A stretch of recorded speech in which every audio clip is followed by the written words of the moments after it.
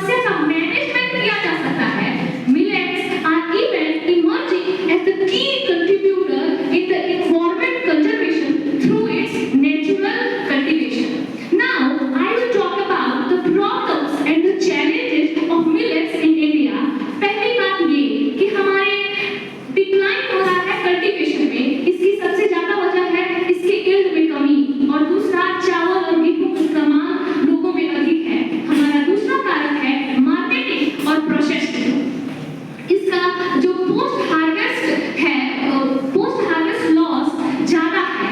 और हमारा तीसरा फैक्टर है सोशियो इकोनॉमिक इशू, यानी सामाजिक आर्थिक जो दिक्कत हो रही है। भारत, हम एक ऐसे देश में रहते हैं जहां पर 80% किसान स्मॉल फार्मर्स हैं, और उन लोगों को सामना करना पड़ रहा है अधिक लागत और इनएडिक्वेट असमान एमएसपी का।